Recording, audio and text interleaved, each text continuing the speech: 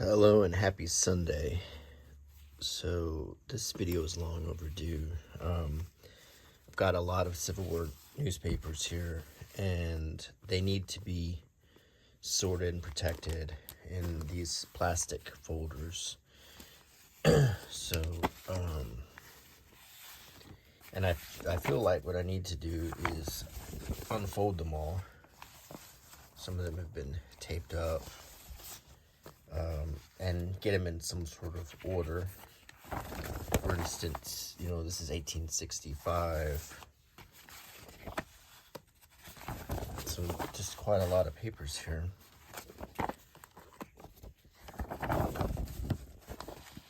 And they need to be protected better. So we could sit here and go through these papers and put them in sleeves. Old Frank Leslie's. Okay. And I've got New York Times. They've been in this plastic sleeve for decades. This is probably I need to probably pitch this. And, well, these are so doggone big. Because when you unfold it, it's huge. So maybe, but this way I could get all of these in their own. Let's take a look at the size of these newspaper protector sleeves.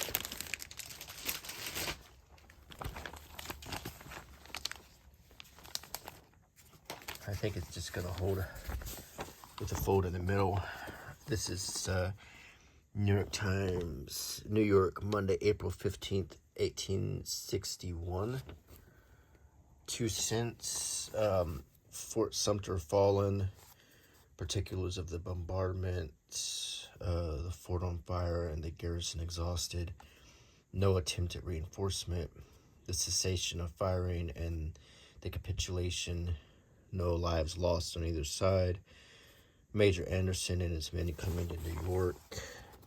This is all the news at the beginning of the war, and you can see there's a map that shows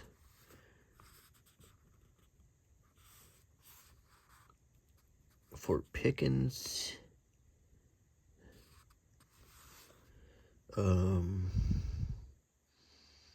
Trying to wrap my head around this map here.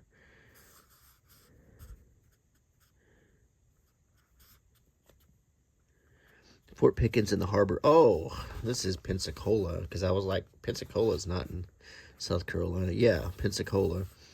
Fort Pickens, you can still visit that. Yeah. What's Pensacola have to do with this?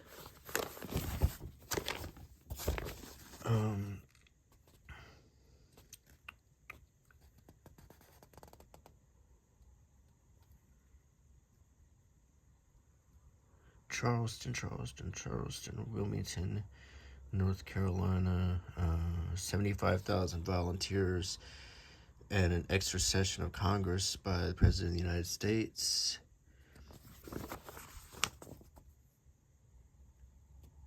Charleston. I wonder why they're showing Pensacola here.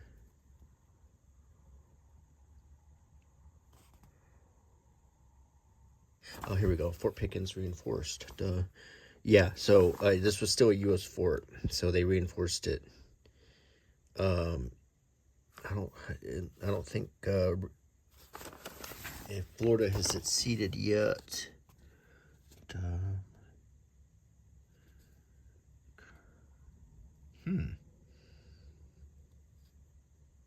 Interesting.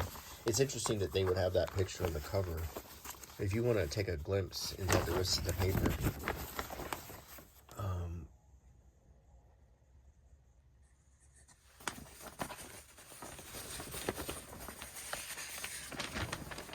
as you see, it's more war news.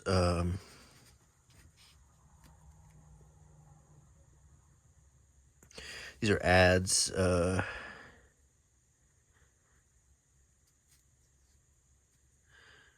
The following endorsements of Spalding syphilitic pills will convince all who suffer from headache that speedy and sure cure is within their reach. These are all like testimonies of this pill. As for dry goods, more news about Major Anderson and the war, the fall of Fort Sumter.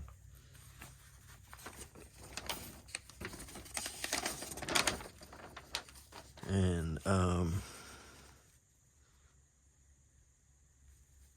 horses, classified ads, basically. Horses, carriages, insurance, proposals, lectures, steamboat schedules, railroad schedules, musicals coming out.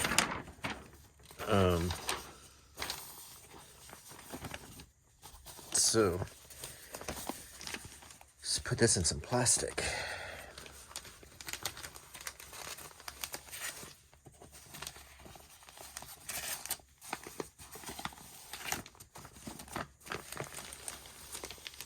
There we go. And it should flatten out over time. We got another one here. This is New York, Tuesday, September 23rd, 1862. Highly important.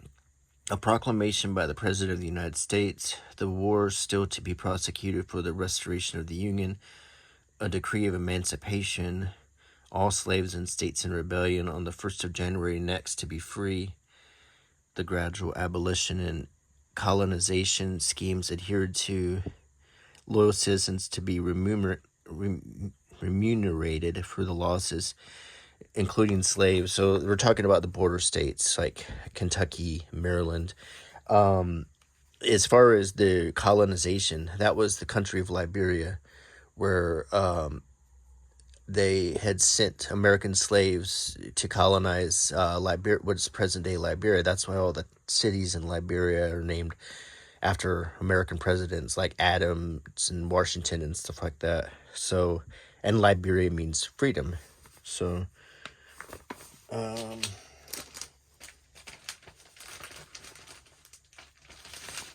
but I don't think the colonization was really pushed at this shortly after the Emancipation Proclamation. I think they dropped that, especially when they were calling for African Americans to serve in the military, and then there was, allowing them to have, land and goods from America, like the whole 40 acres and a mule and so forth.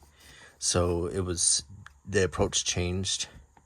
And Liberia was done for a while, but it was dropped. However, America still uses Liberia to port a lot of their ships to save money on tariffs and so forth. So a lot of American ships are ported in Liberia, particularly for trade purposes. The great battles, splendid triumph of the Army of the Potomac, rout of Lee's forces on Friday, the most terrible struggle of the war, tremendous artillery duel. So this is Gettysburg. This is the Battle of Gettysburg. So this is showing how, and if you want to, so we're a few years ahead. Let's see how the paper looks on the inside. We have steamboat schedules. It was July 4th, Independence Day. More ads for liniment, shirts.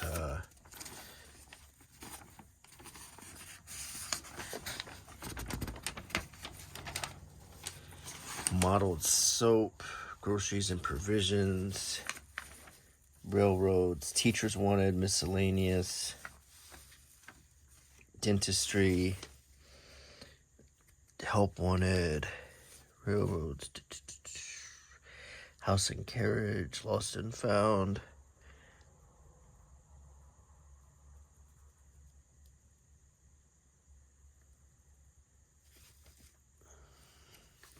Amusements.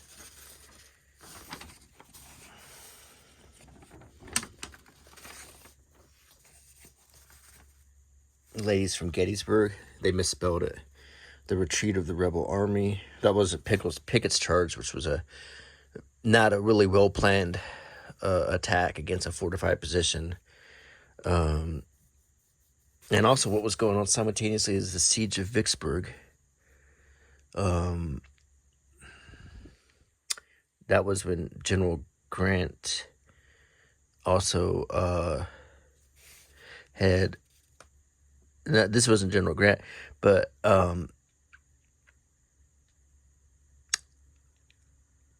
General Grant was famous for Fort Henry and Donelson in 1862. He was a rising star, but at this time, General Meade was the commander of the army, and Vicksburg was the siege of the Mississippi River port that cut off the South from a lot of supplies.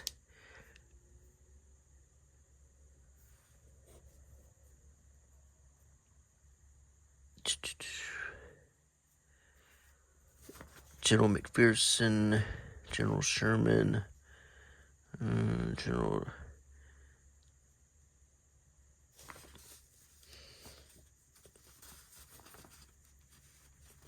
Okay, so.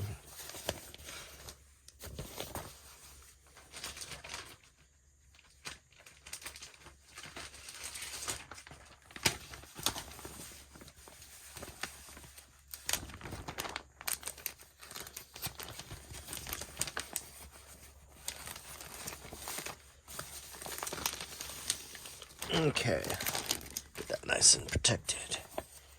This is Union victory, surrender of General Lee and his whole army. This is April 10th, 1865, the work of Palm Sunday. Final triumph of the Army of the Potomac, the strategy and diplomacy of Lieutenant General Grant. Terms and conditions of the surrender. He was called Unconditional Surrender Grant, but in this case, he did have terms and conditions for Lee's army to finally put an end. But of course, General Johnston had not yet surrendered. The last Confederate general to surrender was Stan Waddy, who was a Native American general in the South, in the Confederacy. So, and this is all of the stuff about the surrender at Appomattox Courthouse, which is not a courthouse. That's the name of a town. It was done in a house, in a parlor of a house.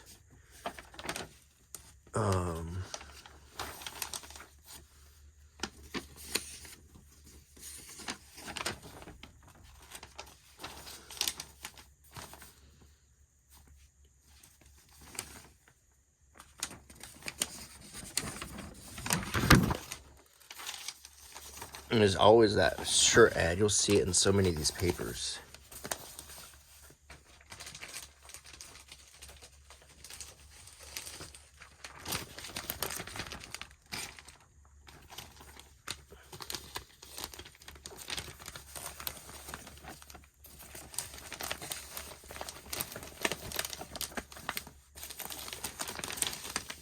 Okay.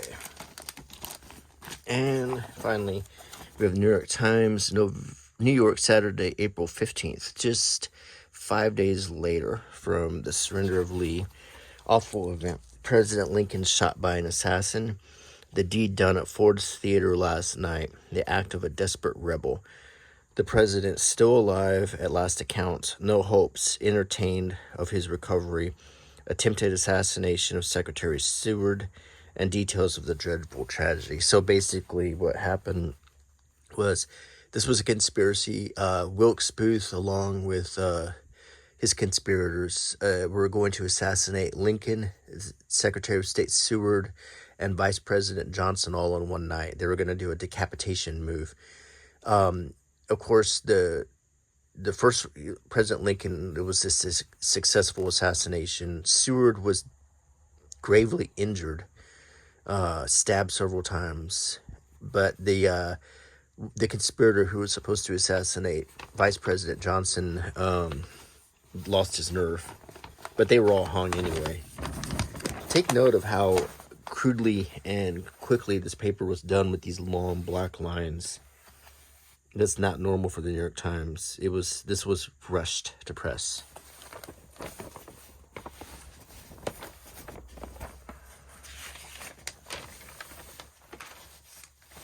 There's a cancer medicine.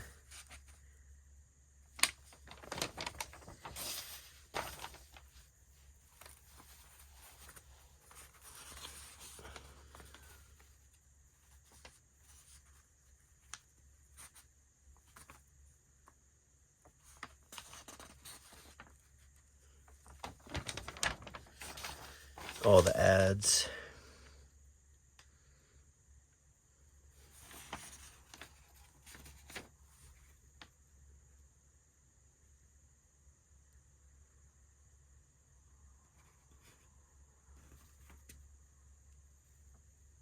Coffee company, the big middle page band ribbon ad there. Smith's New York Ale Brewery, East Indian Bitter Pale Ales.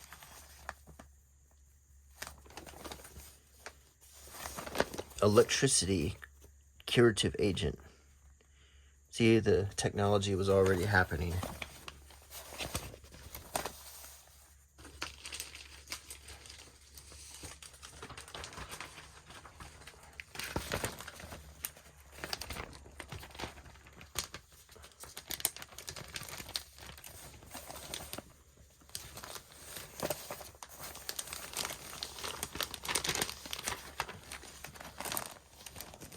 Okay, so we got our New York Times nice and flat here.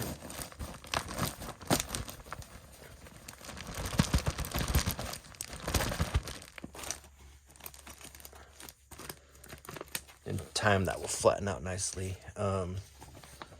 Here's Frank Leslie's from July 25th, 1863.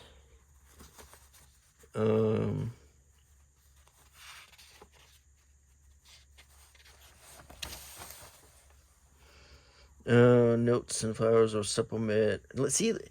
For one thing, take note of all of the. Those are the worst war to ever hit American souls happening right now, but there's all kinds of non-war stuff here. Look at this. Fast young ladies. Fast ladies have existed in all ages, the characteristics being varied by the epoch and the nation. Cleopatra and Helen of Troy were of the same class, cut out of which springs the typical Lady Guy Sparker. So, no fabulous person, but a real flesh and blood beautiful woman named Mrs. Maberly, the honored and immaculate wife of one of the richest country gentlemen in England. It is a strange fact that great physical exertion carries off, as a safety valve, most of that deep crime which has distinguished Catherine de Medicis and Lucretia Borgia. This is a medical truth not sufficiently worked out in our daily life. In our own time, fast young ladies are those whose vivacity, dash, animal spirits, and brusqueness carry them beyond the rules of conventional society, which enjoins the endorsement of a martyrdom rather than the unseemly utterance of a protest. The day, however, is at hand when a judicious candor will put all people at their ease without the suspicion of all ill manners. The Saturday Review of London, one of the ablest but most crotchety of contemporary journals, is discussing our modern fast young ladies. It says, "The fast young lady, as it may be hoped, a very exceptional phenomenon, and is for the most part to be accounted for by the carelessness and want of education of their parents. Educated men never have fast daughters or fast sisters. The species belongs exclusively to the class where there is some wealth, no occupation, no intellectual cultivation, no moral or religious sentiment. The fast young lady is the just punishment of the neglect of the parents. But it is a pity that she should suffer. It were almost to be wished that steps should be taken to make education compulsory with some of the wealthy classes." That's basically a in the notes and notices section of this Frank Leslie's been bemoaning the existence of fast young ladies at this time, and these would be at this time period. I guarantee you, the fast young ladies they're talking about would be considered practically nuns today. But when I was coming up, my grandparents thought that a woman should never call a man on the phone. I mean, that unless they were married. So, things changed a lot. One thing I like about Frank Leslie's and Harper's is they had illustrations, whereas the New York Times didn't. So we see pictures to open the story better. This is Summer Retreats, Sashim's Head Hotel, Guilford, Connecticut. See, look what's happening in the North right now. You got people going on vacation, having parties, sailing. Yeah, sure, we got the war here. But then underneath the war, we got a soap opera. Well, it's not a soap opera, but a series, a dramatic serial in the paper that you would follow every week. But see how many pages are devoted to just day-to-day life and not the war. Now we get back to the war here. This is the siege of Vicksburg we just discussed. This is Gettysburg here. The invasion of Pennsylvania. And that full spread. And then we get some more war stuff here. This is the draft riots in New York. New York people were upset about being drafted. So they were attacking African Americans. Women were pillaging the streets, burning flags, just tearing up the city, having riots. That movie Gangs of New York was about that. More pictures of war. Some charges in Gettysburg. The siege of Vicksburg right here. And we get back to more dramatic serials, poetry. We get some more war news. General McPherson, Acting Brigadier General Cross killed at Gettysburg. And we get all of our medicine pages. Tiffany and Company, hair dyes and so forth. There's that shirt. A political cartoon.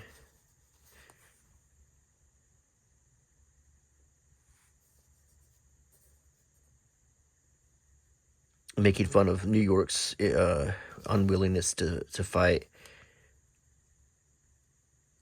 Military goods to help with uniforms.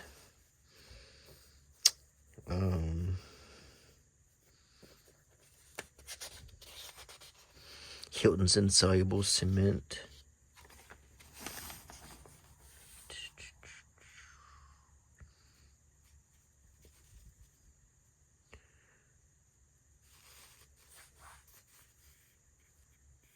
Lots and lots of medicines for stress.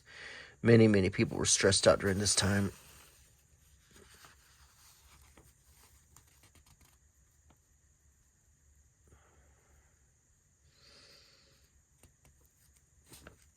Sarsaparilla.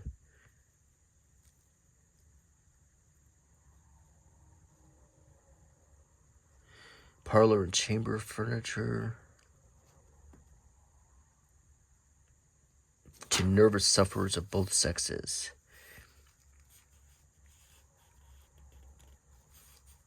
A lot of people were stressing out. It was a very stressful time. But I wanted you to take note of all of the non-war related news, because the next thing I want to show you is a newspaper from the South. Because Frank Leslie's was a northern paper.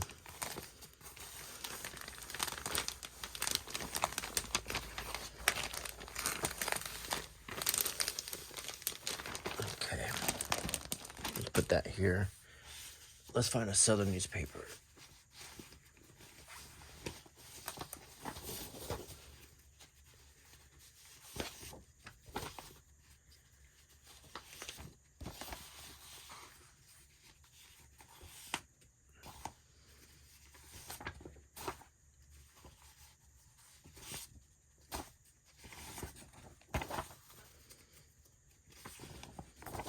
Okay, here's, let's move these back. Okay, this is the Southern Illustrated News. For one thing, just kind of take a second and look at the similarities between these two journals.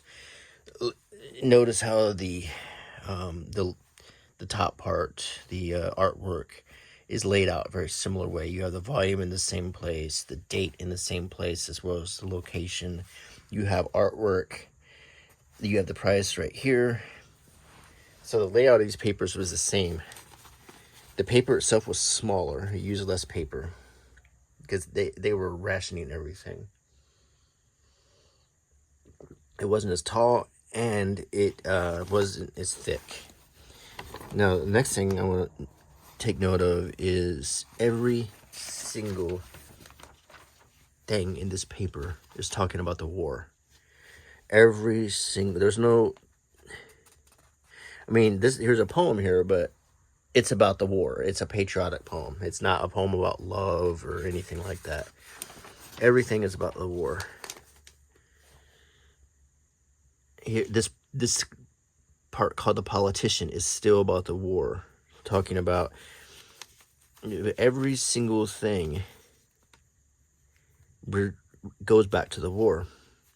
Musings under the banyan tree. Messieurs editors saw proper to give my first musings under the banyan, placing their paper, and how I am, dear young girls, to meet you again beneath its deep shades, and to judge from your thoughtful faces that you are ready to consider whatever I may suggest relative to the change in woman's present stamp of character.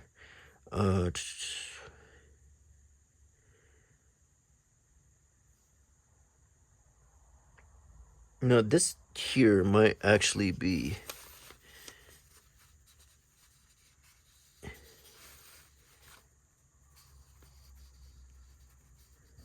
No, it's still reflecting on the war. It gets to it in the end. So what my point that I'm making is, whereas in the North they had the luxury to print more pages and have space devoted to stories and poetry and fiction, the South was almost 100% in the war, whereas the North was fighting with one hand tied behind their back. They just outnumbered the South so much, and the South was completely invested in the war, and that was one of those things that it should have been kind of a foregone conclusion that it just wasn't going to happen. They just didn't have the manpower. The only chance they had was if Lee. You could easily say the war was lost in Gettysburg, because if Lee had been able to pull his army out instead of getting it annihilated at Pickett's charge, what the only chance they could have had to win would be if the North got tired of the war. If the South just continually wouldn't give up and the North was just tired of seeing so many people die. That's the only way it could have happened. That's why Gettysburg kind of was the beginning of, well, really the end. It did go on for 2 more years, but if you think about it, the only way the South could have won is if the North gave up, or if someone like McClellan had beaten Lincoln for president, which he did not, and McClellan was running on a ticket of ending the war. So that's just an interesting thing to note, that this war was never, ever going to be won by the South other than by just exhausting the North from fighting. And I think that's it. That's the only way it ever could have been a victory. And even then, 10, 20 years later, there could have been another invasion. The South, while they were recovering, if all the North would have had to have done was diplomacy with Great Britain to make sure Great Britain wouldn't support them, and then they'd invade them again. Another thing that was on the South side during the Civil War was when there was an affair where the North had captured a blockade runner with a couple British diplomats on it, and they were coming over to negotiate with the South. And when the British government found out about it, Queen Victoria dispatched a whole bunch of troops to the Canadian border. And Abraham Lincoln said one war at a time, and he released the British dignitaries immediately. So, or it might have actually been Southern dignitaries to England or something like that. But anyway, England was another thing that could have changed the outcome of the war, because at that time Great Britain was the most powerful country in the world, and they also had more sympathy to the South at that time than they did to the North. So, here is Harper's Weekly, New York, Saturday, September 3rd, 1964, and we get General Sherman and his staff. General Sherman's campaign, Council of the War held at General Wood's headquarters, sketched by Theodore R. Davis. One of my favorite movies or miniseries of all time is called The Blue and the Gray, and it's about Harper's Weekly sketch artist and his experiences. I really love that show. So I've always loved reading Harper's Weekly, because I always pictured John Geyser was that character, and he's making all of these sketches of all these monumental events. Late Brigadier General Daniel McCook. Look how young these guys were. I mean, these guys were practically out of high school. This captain here, this Brigadier General here. John Grigg.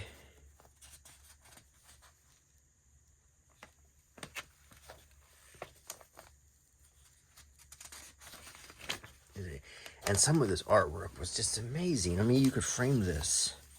Farragut's fleet passing the forts and obstructions at the entrance of Mobile Bay. Wow. I mean, look at that picture.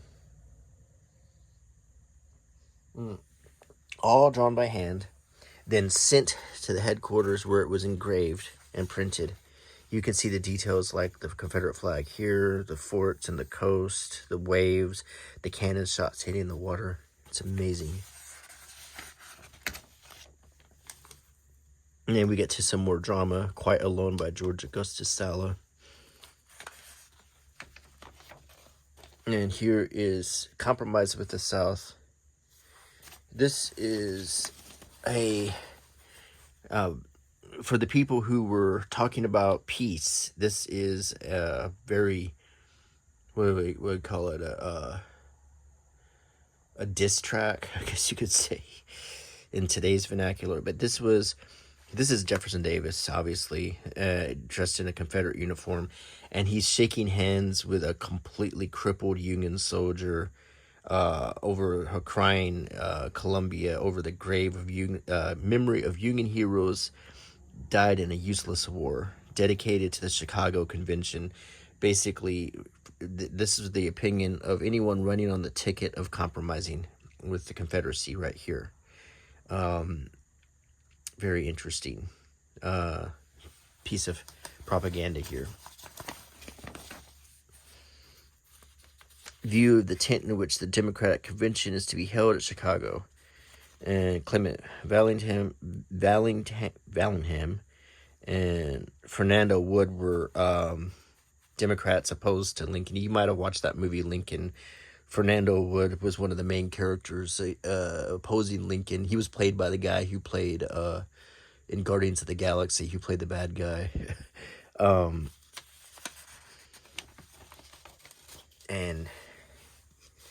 But, you know, many people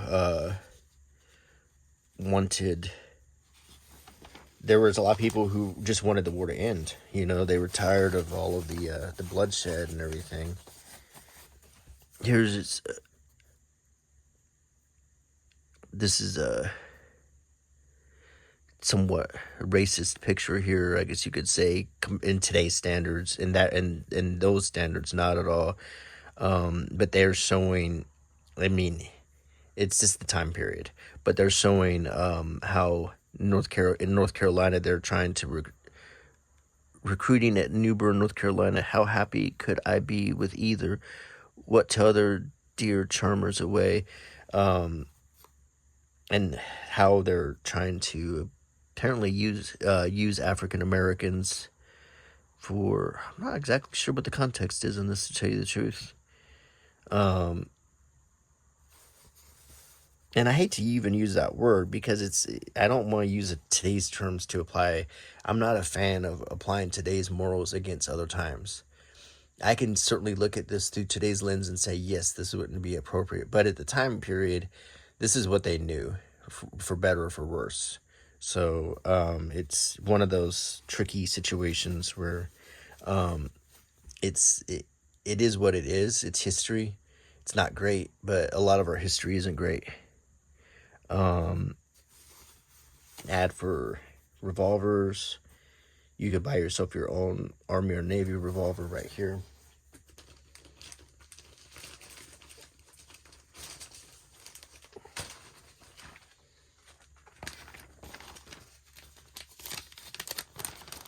But I would say this. If I were to see that cartoon today, and if I was an African American, I probably would be pretty upset. So that is the nature of the things, and we do have to remember to look at things through the lens of other people. And that's something that all people who love history have to struggle with, is understanding, appreciating, but also understanding how other people feel about things too, and being delicate and diplomatic and being tactful when talking about things. So there's some things that there's no reason you can't be that way, and you still discuss the topic. Harper's Weekly, and this is about the Battle of Shiloh. These are the heroes of the Battle of Shiloh. Many of these men died, like William Harvey Lamb Wallace right here. There's, of course, General Grant, the hero of Shiloh. Don Carlos Buell.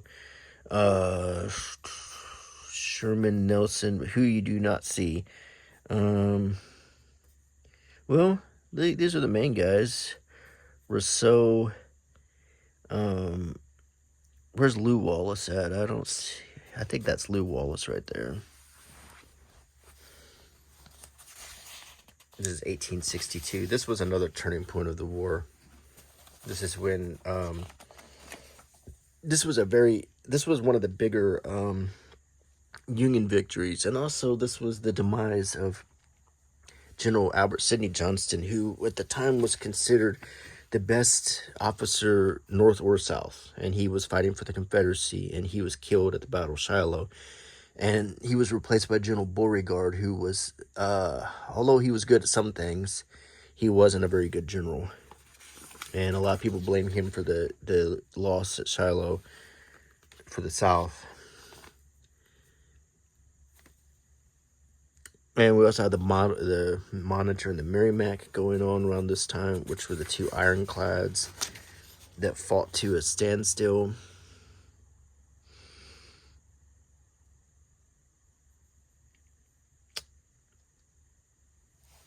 Lots and lots of drawings. We get to more fiction.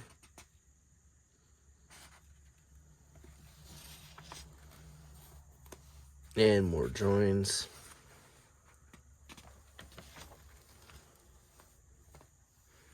And we get some guns. Political cartoon. To Corinth, to Pittsburgh Landing. It shows the Southerners fleeing the battle. One thing to note in this picture, if you can tell, is they are all showing them in wacky, weird, mismatched uniforms, because at this time the Southern uniform was not widely known in the North. The gray uniform, many times they would go into battle with wearing all kinds of blue uniforms, the American uniforms. It was just a rainbow of uniforms. So they were looked at as like a ragged group of, goofballs. And then you see the Northern troops here looking very put together and very much uniform. So that's an interesting thing to look at.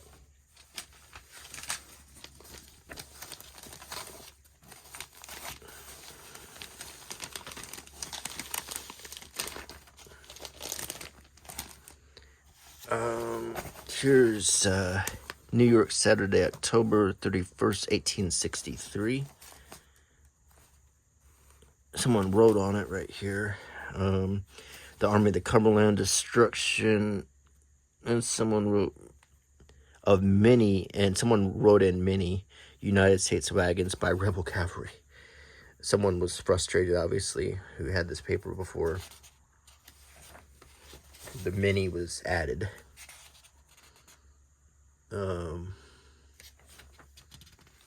We get some more artwork of the battles, and this artwork just amazes me is how good these artists were.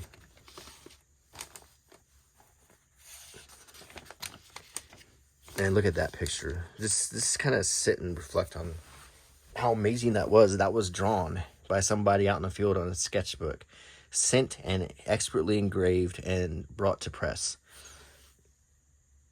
So I guess I'll talk about another thing right now about as we're discussing the Civil War. Well, I've met so many people who say they wish they could have lived during this time. Oh, if I could pick any period to live in, I'd live in the 1860s. So people have romanticized this war a lot. And I've always found that strange. I really have, because this probably was the most awful and depressing time to be alive in this country. I can't imagine a more awful time period to be alive, because everybody in America was affected by this war. Everybody was. Everybody was losing family, friends, loved ones. Everybody was affected by prices going up, price controls, rationing, not being able to travel, not being able to have basic freedoms. Habeas corpus was suspended. People didn't have the rights they had. This was a very trying time, and I can't imagine how anyone would think it would be anything to want to relive. This creepy political cartoon. It says, Pennsylvania, friend Ohio, I thought the hats got rid of this noxious weed, as I have mine, and yet I see an ugly pumpkin growing upon thy land. Ohio, not upon my land, I guess. It's the Vallingham pumpkin, as I have Clement Vallandigham. I've tossed over into my neighbor's field, and he's been in tuck root, and you see among the canopy thistles. I think they're talking about the Democrats. I want to say Harper's Weekly was pretty pro-Lincoln, because, there were different papers. But here's another thing to consider. When Lincoln became president, this was a total war. So if any of the press was too critical of anything he did, Lincoln had no qualms about throwing that person in jail. That is all there is to it. He was very, very... People look at him like this kindly figure or this sort of, goofball, but actually he was extremely deliberate. He was very shrewd. He was very calculated. He didn't have any qualms about hanging people, executing people, locking people up without a trial. He did whatever he needed to do to keep that war on the winning side. And that's another thing people have to understand. Lincoln didn't mess around. If people caused a problem, he would hang them. He was a politician, and he was very good at putting on an image, but he was not a, wow, this one's been damaged a lot. Let's see. It's been stabbed or something. It's a hole going through all the way through it. Do all these pictures, and it's been taped up.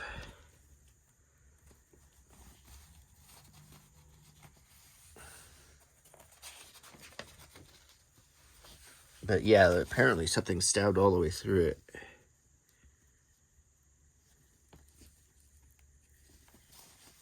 Definitely needs to be protected. What a beautiful picture that is. It's Signal Corps.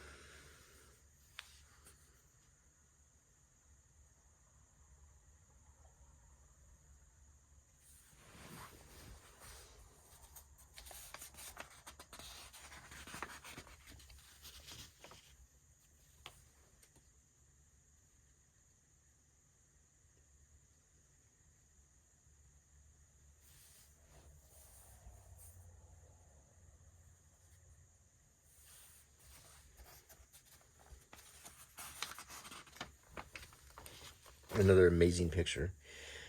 This artwork just blows my way.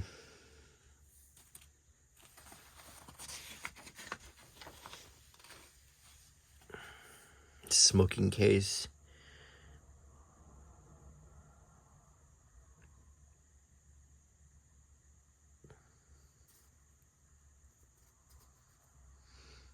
A rare chance to make a fortune.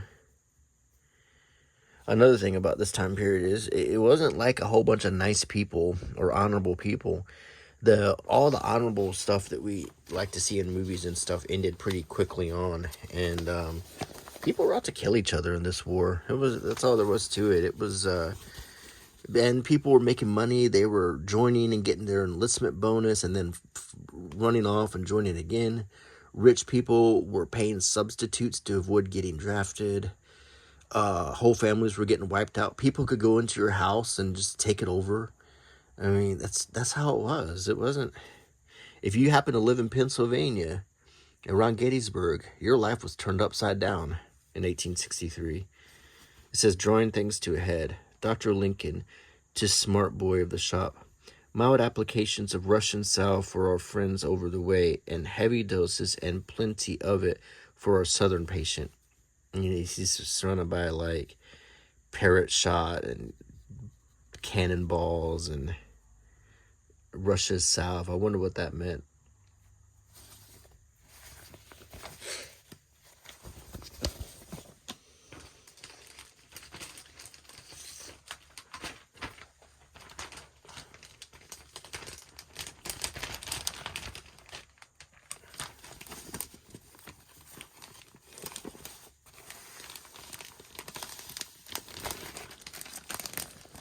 Okay, let's see. We're running out of protectors, so let's do what this one is all about.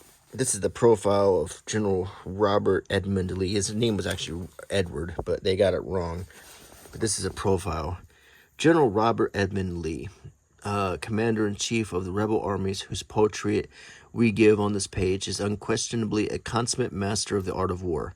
That superiority indeed was acquired at the expense and under the patronage of the government he is now endeavoring to destroy.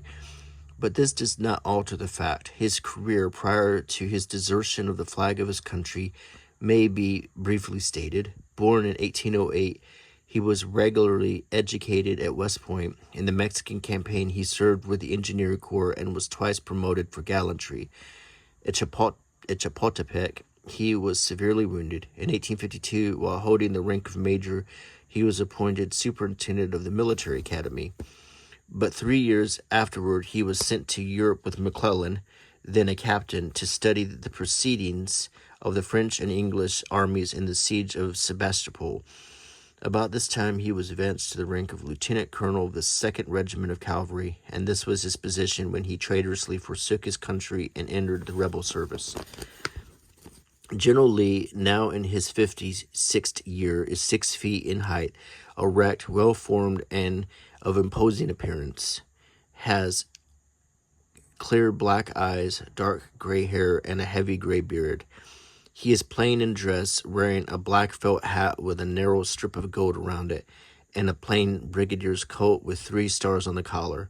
He is said to be popular with his army, but the conviction is growing that in General Grant he has met his match.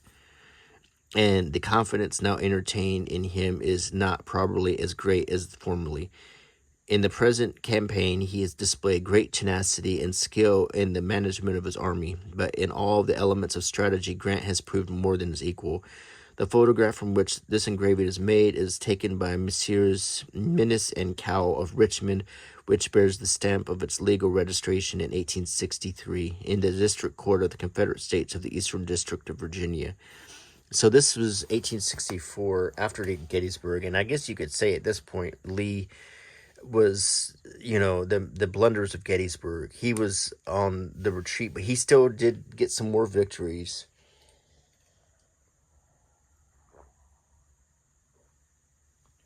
So my opinion of Lee, I was raised in the South. I was born in Georgia.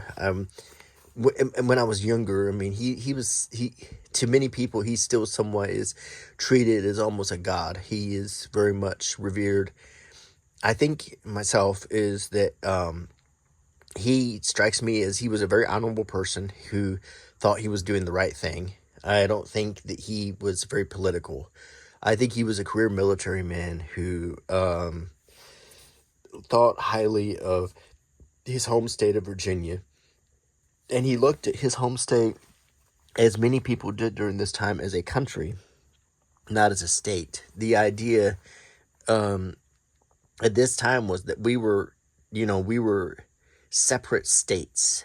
We were not, which were like countries, not states, which are just sections of the United States. But at this time, they looked at it as these were all separate countries. And to him, Virginia was his country that he had to defend by honor.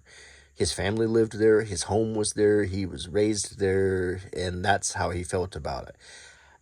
From what I understand, his heart wasn't exactly with the politics. He wasn't a big fan of Jefferson Davis. Jefferson Davis wasn't a big fan of him. He also wanted, when he saw the way things were going, he surrendered. So no more of his soldiers would die. It was affecting him. He only lived 5 years after the war. He died of a broken heart. It haunted him for the rest of his life. His very last words were about the war. I think that the whole thing was, he also during the war lost his daughter. It broke him up. He lost his friends. I think it shortened his life. So he did not live very long. And I don't think he deserves to be vilified. I don't think that many of the people in the Civil War should not be judged through today's lens. They all thought they were doing the right thing. And I would say this, a lot of people today who think they're on the right side of history are almost certainly not. At least half of them aren't. Because we don't know what the verdict of history will be. We hope that we are living a good life, and I try to live a good life. But you don't know how history is going to regard what you do today. There's just no way of knowing.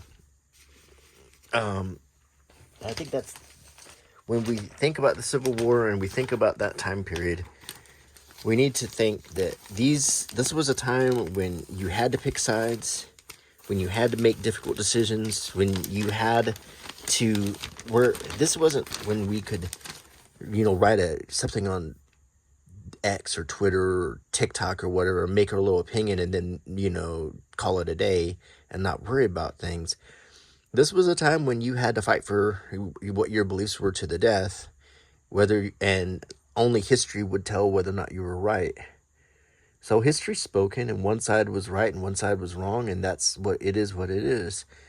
And the thing is, though, is this was not something. What annoys me is that people want to look at this as like kind of a neat thing and stuff, but we really need to get the actual lesson of the Civil War, which was, this is what happens when neighbors, people who speak the same language, people who live in the same place, so fundamentally disagree with each other that they will kill each other. And there were definitely higher causes at stake. Obviously, ending slavery was the most important outcome of the war. It was a barbaric practice. It needed to end. It's embarrassing to think that it existed as long as it did. But at the same time, there were other issues too. And there was a hatred between the North and the South that went back farther than slavery. There was a hatred, but the two cultures just did not mesh at that time. And it's a much different country today than it was then. But the cultures were entirely different, and the attitudes, the mannerisms, the things they ate. My dad actually has told me a story that I think is interesting. He said the Civil War, aside from slavery and the other obvious things, one of the things he said that started the Civil War was strawberries. And I'll share this story real quick. So, before the Civil War in the 1850s, there was an attempt to have a compromise with the North, where Southern leaders and Northern leaders, Congress got together, and they wanted to actually have a sort of a fun day, I guess you could call it. But it was actually a meeting where they would agree to get along with each other and have like a pleasant meal together and talk about how they could get along and collaborate and cooperate. And so at this particular event, the dignitaries from the South had brought fresh grown strawberries as a dessert for the people in the North, because it was hard to get strawberries in the North, especially back then when we had a more seasonal food choices. We didn't have refrigerated cars. We didn't have the type of transportation to move food fast and so forth. Anyway, at this event, the Northern dignitaries many of them had an allergic reaction to the strawberries. Enough of them where they thought that the Southerners had poisoned them. And that got out, that the Southerners, even at an event that was supposed to be a peaceful event, had tried to poison them, even though it was probably just an allergic reaction because their body wasn't used to the strawberries at that time. But that created, believe it or not, a perception that these people were monstrous, that they weren't even human, that they couldn't be negotiated with, they couldn't be talked to, couldn't be reasoned with, that they were just like drones in a hive mind, and that they were solely and steadfastly and uniformly out to destroy the North, all for a misunderstanding like that. So think about that when you think about today and how you feel about other groups of people for intangible things, or for how they like to live, or for what they think, or whatever. And ask yourself, am I falling into that type of hatred? It's something to consider. If there's any lessons from any war, we need to consider what caused it and how we can avoid 600 and something thousand people from dying. 600,000 people. That's a lot of people to die over. I mean, yeah, I'm not talking about the good positive outcomes. I'm talking about the day-to-day things that led to all of this death. And that's, if we're as a species, something we need to get past. But anyway, sorry about my soapbox in the end. I hope we didn't have enough packs for the rest of these papers, so I'll just show you real quick. We still got quite a few for a follow-up, and these are the ones that we did manage to package, and we'll flatten out and preserve.